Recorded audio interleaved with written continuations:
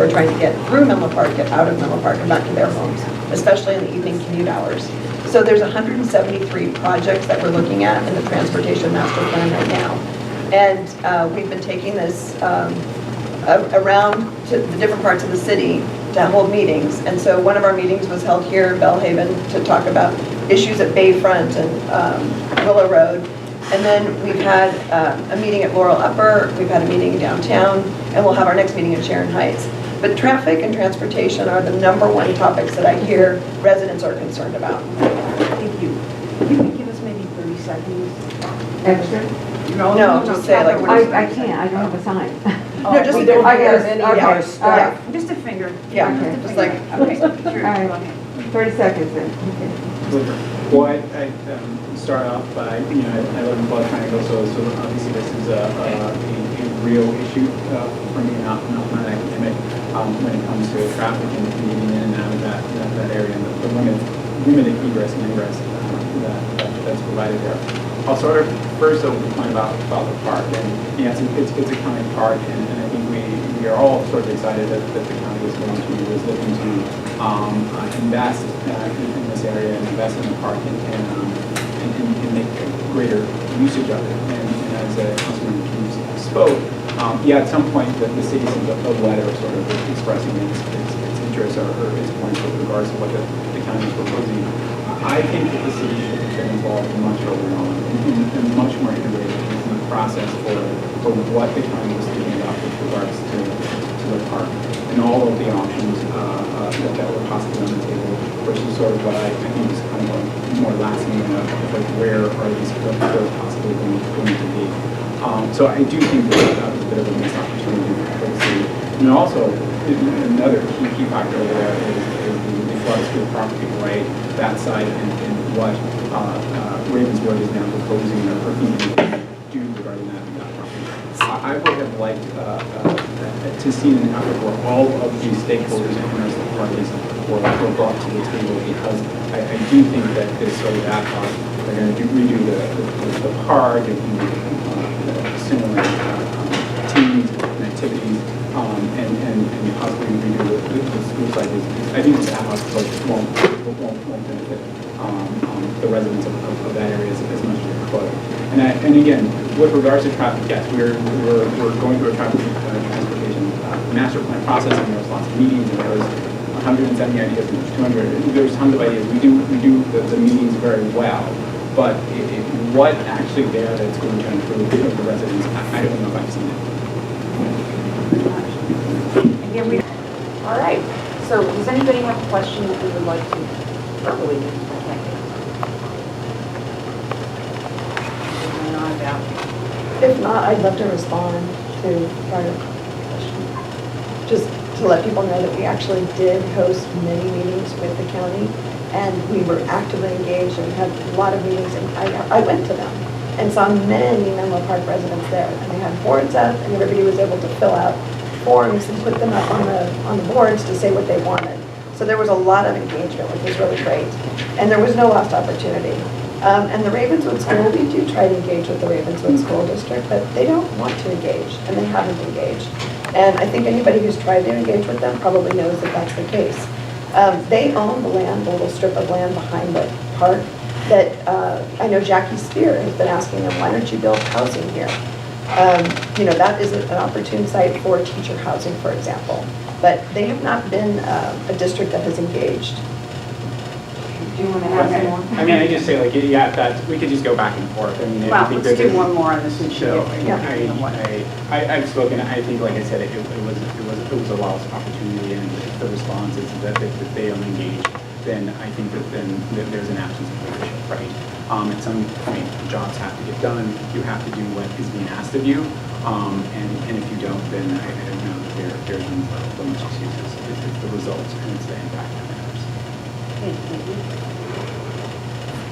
I live on the creek in the Willows, and am quite concerned about the plans that are being made for flood walls and the flood control. So I would love to hear what you think, what you think about the issue, and and what you're seeing as the future of that. Okay, let me rephrase that, so repeat that for the video. You live In the Willows in the area, Willows, on the and you're creek. concerned about the flood walls and what's being done in that area. And all the flood control that's been discussed. Okay, I'll start with you. Yeah, I think that this is another issue where there's lots of options, right, being discussed at the JPA. There are 15 different probabilities. It seems like what they favor, or the direction they're going to is one of flood walls. And while we I think all agree that flood control is immensely important for that area of the residents on both sides of the creek. I do think we have to be looking more broadly at the creek, along all of the creek, and looking at other services other than flood walls, whether there's culverts or other things that can be done upstream. I do think that should be the focus, because I think the creek is special. And flood walls are not the way to go, right? You would think that at this day and age, we can think about this a little bit more holistically and utilize a little bit more in the way of innovation and technology than just we're going to build up, we're going to cut down all the trees and build a concrete wall. Thank you. Kirsten? Thank you. Yeah, I'm actually on the San Francisco Creek Joint Powers Authority Board, and so I actually attend the meetings, read the minutes, read the reports, and I've been very engaged in this for 8 years now. And I live off the creek. I live on the port off the creek. And when people are going to tell you that we're looking at flood walls to build there, they're categorically wrong. The EIR, and we just talked about this before we started, we're doing an environmental impact report.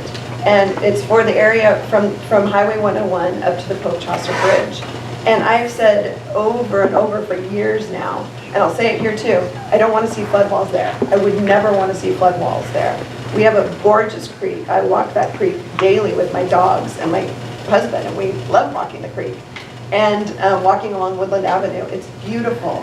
And we're looking holistically at lots of different options. And a lot of it now is bringing it to a 70-year flood event instead of a 100-year flood event, because now we're looking at upstream detention on the Stanford lines. So all those things are those are things that we're absolutely looking at. And if you want to go to the website, the San Francisco Creek Joint Powers Authority website, you can see all that. And we've got loads of information there. But we love the creek and want to protect the creek and make it beautiful. And I think it'll be important to do the next phase. We've done amazing work actually too, because we've done phase 1 from the bay to Highway 101. That's completed. And there are flood walls there if you go out to Friendship Bridge in Palo Alto, but it's a very different situation than the area in Menlo Park with all the trees and the habitat. And it's just totally, it's night and day. So there's no interest in putting flood walls in our area. I would never want to do that. And I've been saying that repeatedly for years. And we are looking at upstream detention on the Stanford land, and we're in talks with them. So that is something. And if you want, please go and call me and talk to me about it. Come to our meetings. I don't think I've ever seen Drew at a meeting. Okay, thank you. All right, so let me ask you, what is the most important issue facing your district, and how are you going to address it? And we're going to start this time with Kirsten. I think the two of the most important issues are the transportation traffic issues and housing. And we need to figure out better ways for all of us to move around. And traffic is the number one issue. When I'm knocking on people's doors and talking to all the residents, when I say, well, what is your concern? They tell me it's traffic. I think one of the biggest issues that's coming before our district will be the Facebook Village.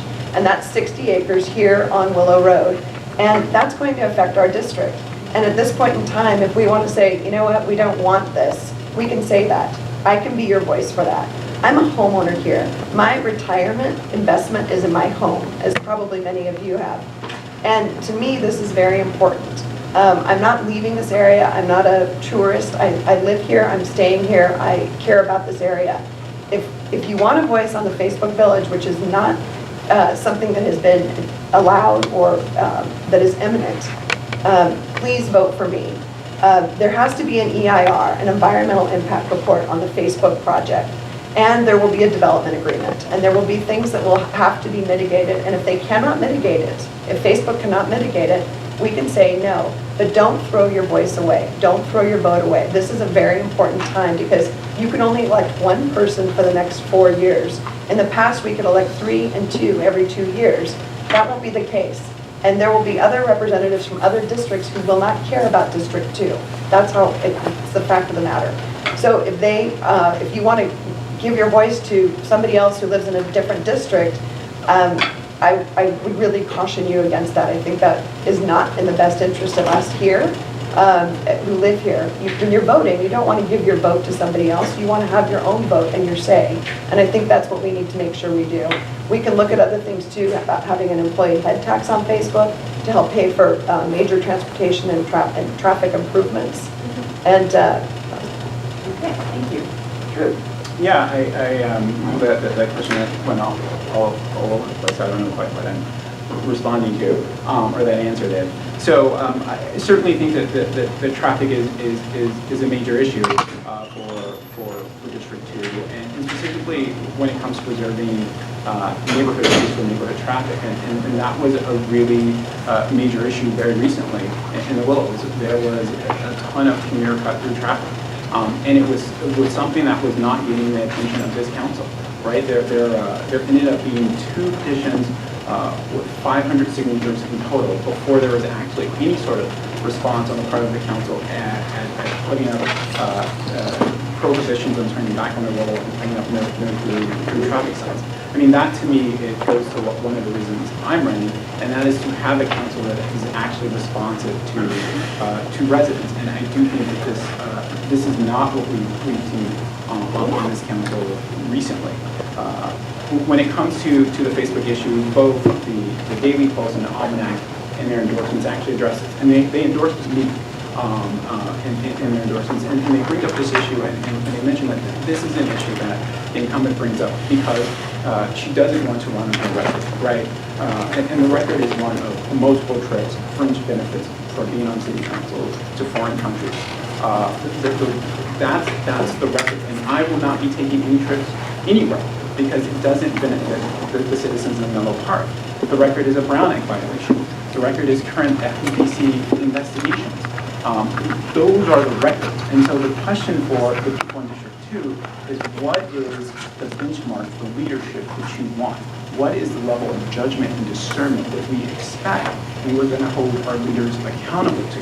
And so that's the reason I'm running, and that's why I'm in this race. Mr. Combs, can I ask you to raise your voice a little if it's possible? Thank you. Okay. Okay, next question. How will you increase the amount of affordable housing in our area? I'm going to start with Drew this time. Yeah, so this is a really important issue. I've always said that it's, Menlo Park needs to be an actual, real sort of community that has people at every spectrum of the socioeconomic spectrum. We can't be Aspen, right? We cannot be this sort of enclave.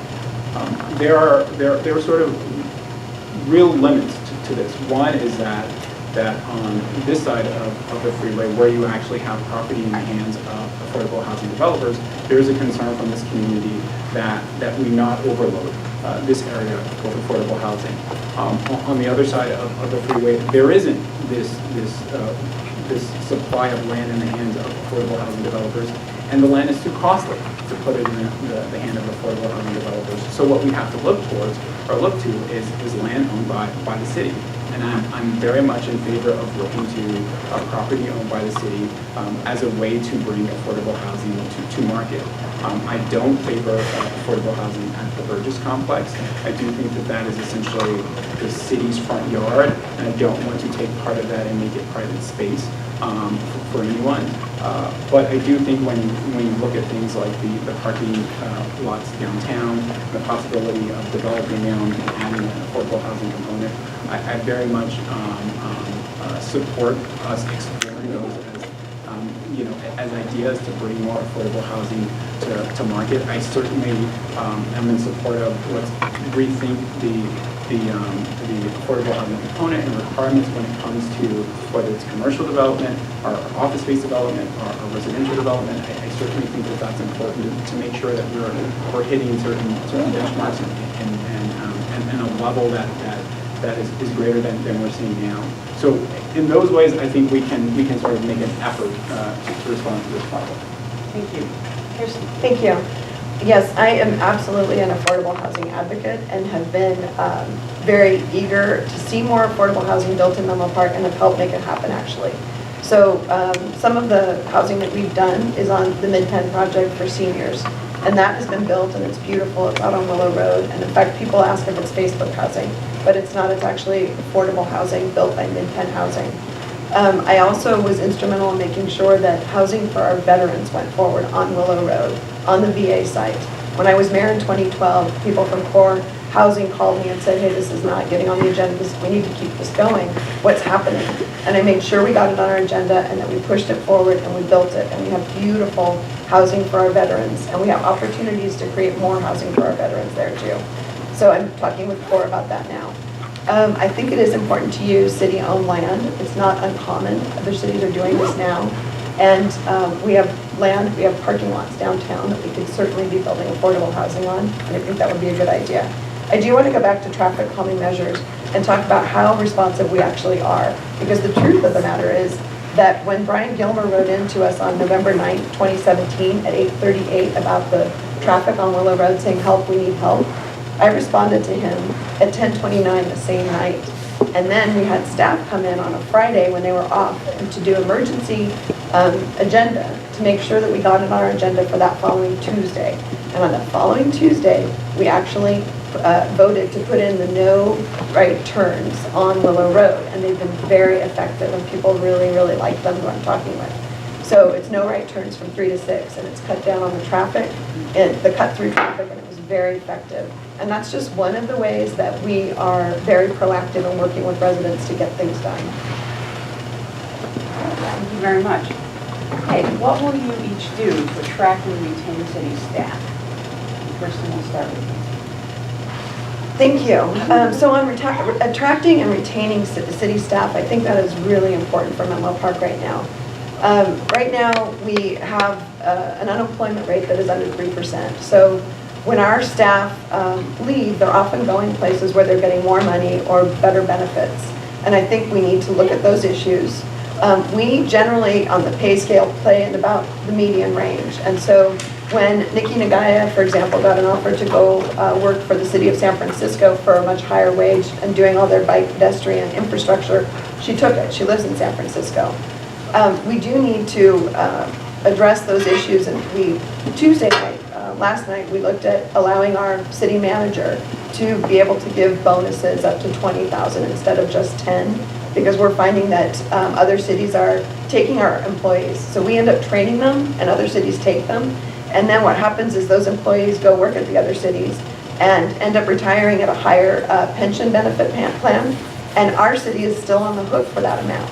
So for the time that they worked in Menlo Park. Yeah, it's just fascinating. And I don't think a lot of people know that. And so I think we need to look at ways to keep people. I think the other thing is the cost of housing is so expensive in this area. We just hired somebody to work for us who lives in Walnut Creek. So she's commuting from Walnut Creek. Our librarian that we've just hired, interim librarian, he lives in Oakland.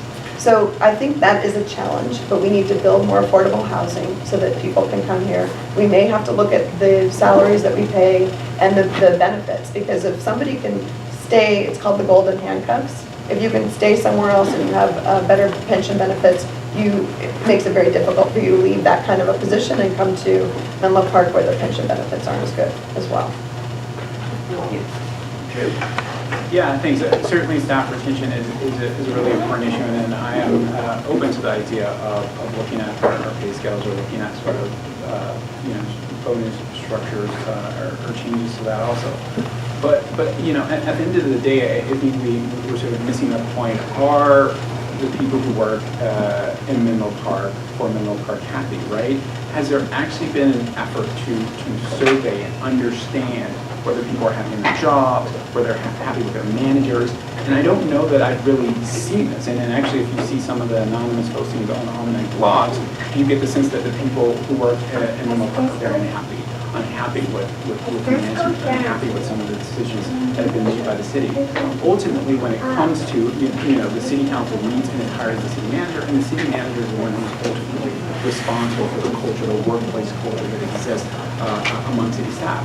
And my question is has the city council actually taken the effort to actually have hard conversations with the city manager? Of course, the city manager is announced that he's leaving, so we'll have a new city manager, but it's another staff position that will need to be filled.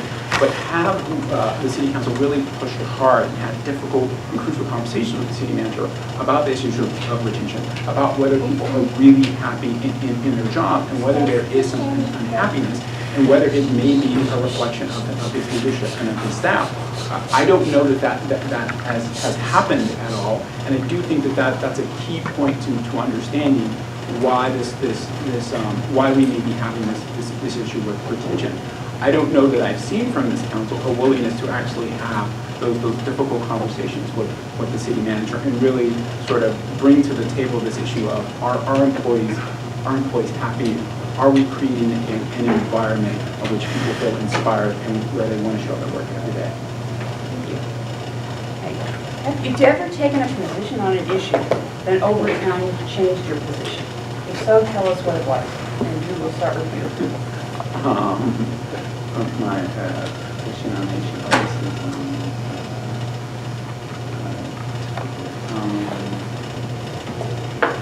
I don't know that there is like one specific example I can point to, but I never take. I'm always open to what people have to say. I never take a hard and fast sort of that this is the one way that this can be accomplished, or this is the one way to look at the world. I think part of that comes from being a journalist for the bulk of my career, and that one set of you interview one person, you have what you think is a very clear sense of what happened, and then you interview another person, and then everything that you thought was fact gets just changed around. And so in that sense, I think that that is the way I've approached most things in my life, and that's the way I've approached my job, and the way I've approached city council. So while there isn't like a one position I can point to and say that I've done a 180. Not saying that they don't exist, none though that immediately comes to mind.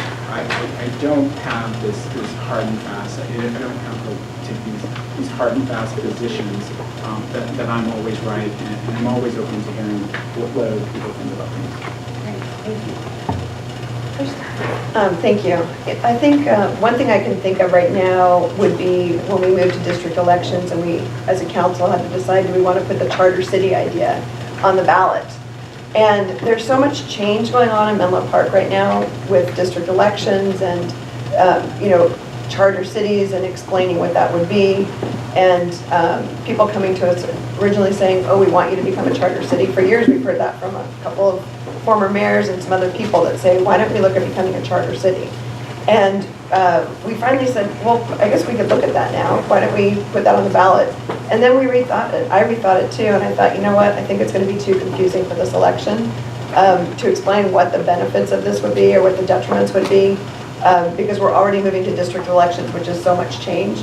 And we know, change can be challenging. When I knock on people's doors and talk to people or have coffees, some people still don't know that we have a district election at this point, and that it's just a small area of Menlo Park that is District 2, and that they can only vote for one person for 4 years.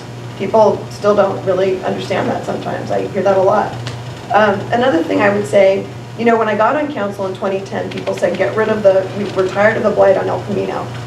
Do something, get rid of that. And so we did. We have the Stanford projects coming forward, the Greenheart projects coming forward with housing, office, open space. The project at Middle Road will have a plaza larger than the one at Cafe Baroni with restaurants spilling out to that. And I think at this point, when I talk to people and people say, nobody says we want more office, zero. And I'm telling you, I don't want more office, I don't. We feel exasperated with it. And I think the jobs to housing imbalance is now something that is very important to all of us. And so I would say, bring housing projects forward, no, don't bring office projects forward. Okay, thank you. Do we have any other questions? Is there any final questions before we go to the concluding remarks? Back there. And I don't know if this is now within the district issue, but seeing that we're in the Bellhaven Library and there was just this whole to-do about the Arriaga Library, the downtown happening, not happening, do you have any thoughts on that? Sort of Menlo Park's library system distribution? Okay, so what are the thoughts on Menlo Park's library distribution system? Kristen, let's start. Sure, thank you. Thanks for asking about the library system. I am really excited about the library system and the things, the prospects for Menlo Park's future with our library system. We are in the Bellhaven Library, and when I was mayor last year, I said we need to remodel this, and we did over the Christmas break. Brought in new furniture, new carpet, painted it, new shelving, more books, more hours, more staffing, and that was really important. This is just an interim space. What we voted on last night was to move forward with the space needs study. We are moving forward with that now to find a site. And that's going to be an exciting process that I hope everybody here will be involved with, because we're moving forward and we'll make it happen. On the main branch, I don't know. I mean, I think we'll make that happen at some point too. I think Mr. Arriaga brought forward an amazing opportunity for the city of Menlo Park, but frankly, the city wasn't, the residents weren't ready for it. And the offer was basically put skin in the game, Menlo Park. Put $20 million in for your 43,000 square foot library, which is about $1,000 a square foot. And you put $20 million in and I'll cover the rest. I don't care how much it is, I'll help out. And he did it because he loves Menlo Park and he wanted to finish off the campus. He is 80 years old. He wanted to see this done before he passes. This was something that he wanted to see done in his lifetime. And I think we would have had a beautiful main branch. I think the opportunity there for the money was amazing, and it was probably in excess of $40 million when you count in the underground parking, 2 levels of underground parking, and all sorts of other things that he said, I'll pay for. So, and he didn't even want his name on the building. People said he wanted his name on the building. He didn't even care about that. He was really, out of the goodness of his heart, donating this money to the city of Menlo Park. So anyway, we'll move forward, and I'm excited about the Bellhaven branch moving forward. And we had great meetings yesterday, last night at the city council meeting, and I met with our librarian today and talked further about that. Great, thank you very much. Drew?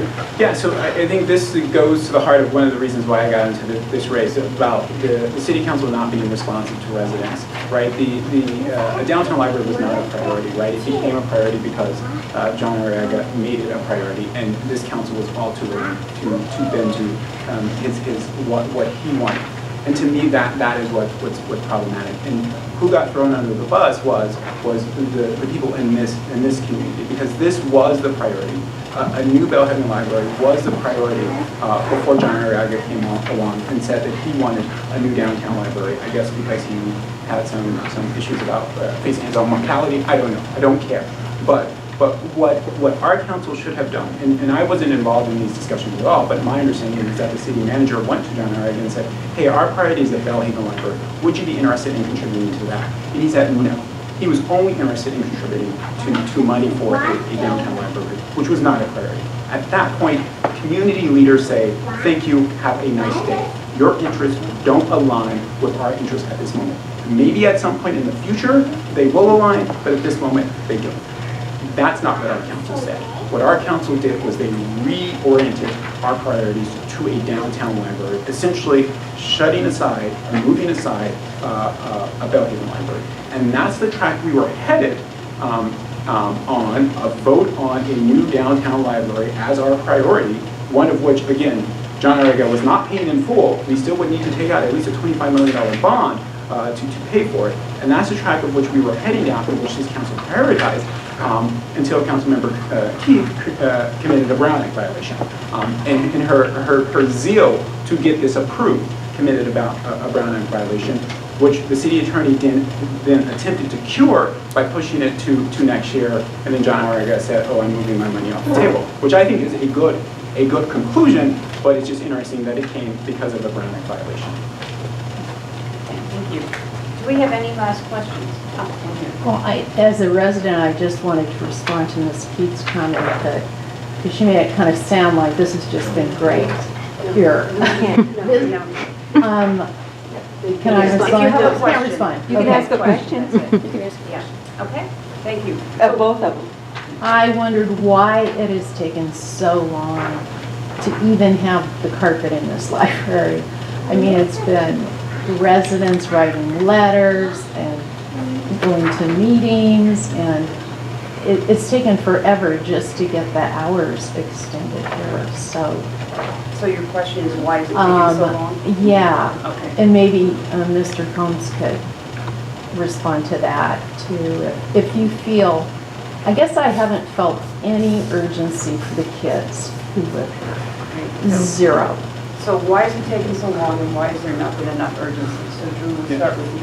I can't say specifically why it has taken so long and there hasn't been any urgency like in the detail. I can say from my vantage point, it is that it has not been a priority for our city council, right? Things that are a priority get done.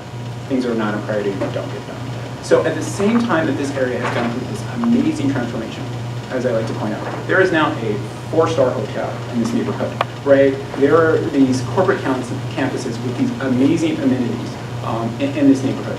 At the same time, what we've allowed for the kids in this community is essentially what I like to say, a one-room country library. And we should be embarrassed as a community.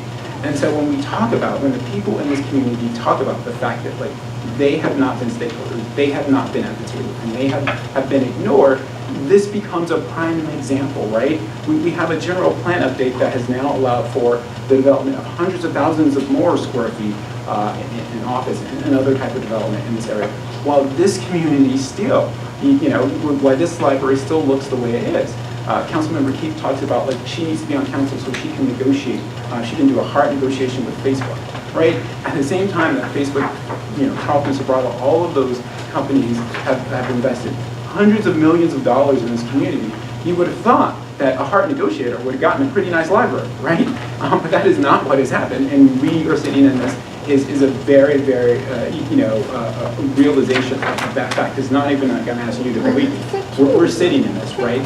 And again, a one-room library in a community that has some of the most amazing corporate campuses in our country, and a community that has, like I say, a 4-star hotel.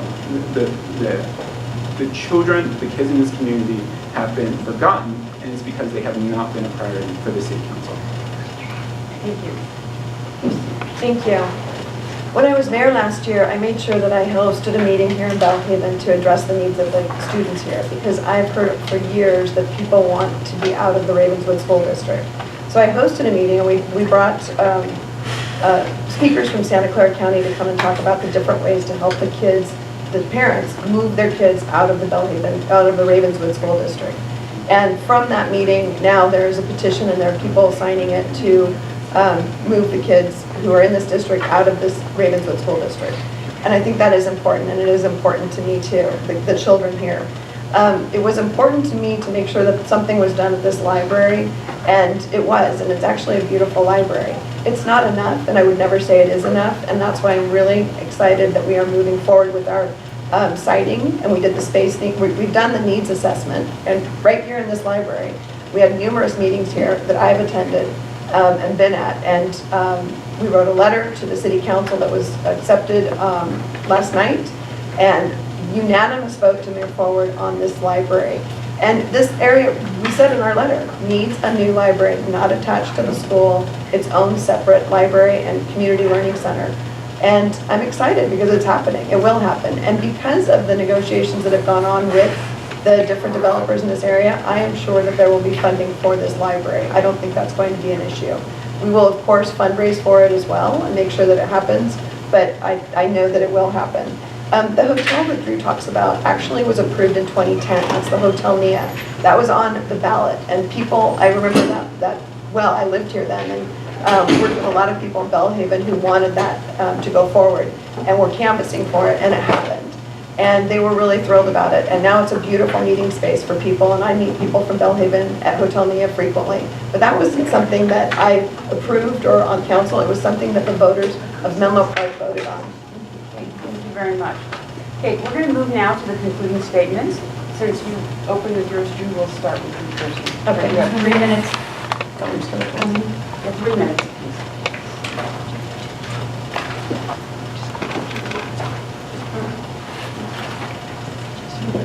Okay. Are we set? Okay. Thank you so much to the League of Women Voters for having us here this evening. I really appreciate the opportunity to speak with voters and to talk about my platform for the city. And again, my name is Kirsten Keefe. I was your mayor in 2012 and last year in 2017. I have a vested interest in this community. My husband and I bought our home here 22 years ago, and it's a very important investment for us, and it's very important for me to represent you here in District 2 and be your voice to make sure that we get whatever we need from the largest land use project coming before Menlo Park in the history of Menlo Park, which is Facebook Village. And I'm the only candidate who can have a say on this and be in the room. If you want a candidate where, if you come to city council and want to speak on this issue and your elected official has to leave the room, that's Drew. I can be there, I can negotiate, and I can drive a hard bargain. I know, talking to people, residents don't want more office. They want benefits, they want housing, but they don't want more office. Don't throw away your vote. Make sure that you have a vote. Please vote for me, Kirsten Keefe, before November 6th. Your ballot should be coming in the mail next week. But this is a very important election because it's the first election where we have district elections. You can only vote for one person for 4 years. So there will be development in this area where we sit, and it will be important for District 2 to have a voice on the development issues that will affect us, and we see how they affect us. It's going to be important to have a voice on this. Don't let other people from other districts be your voice. You have a right to a vote, and your voice and your vote matter. So I would ask for your vote. I have been very supportive of all affordable housing that's come before us, and I will continue to be an advocate for that. I will continue to look for transportation alternatives and solutions for Menlo Park. I was an advocate for the Oak Grove Bicycle Boulevard and made sure that that happened, and that's been a great improvement for the children and for the adults. Mostly it was for our children, it's a safe routes to school for all the kids to get across El Camino. I think environmental issues are very important, and when we passed the general plan update in this area, we made sure that we said it was any building has to be net zero energy, and that's a huge transformation. It will help cut greenhouse gas emissions, and that's something that we need to do and we take very seriously.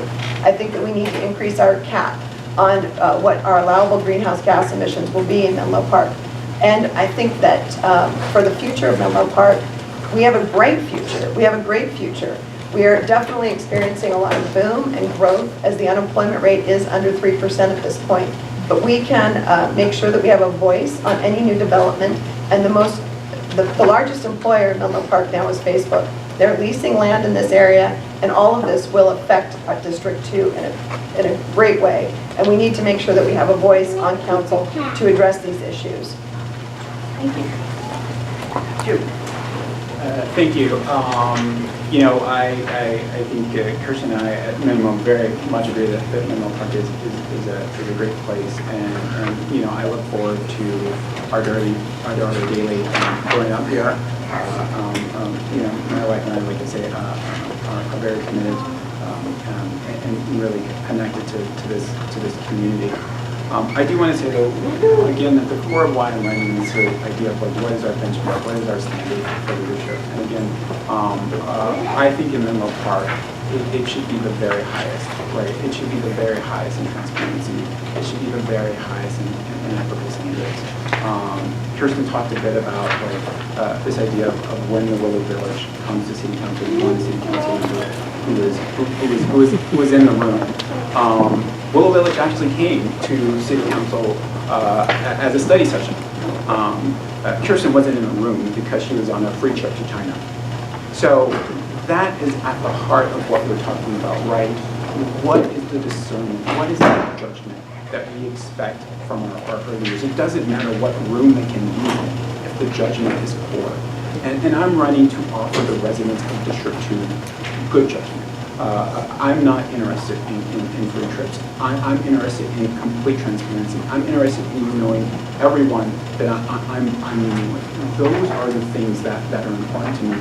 Those are the things I think that instill in people a trust in government, that they know that they are the ones that are being represented and not special interests, not wealthy individuals, not large landowners, that their interests are being represented.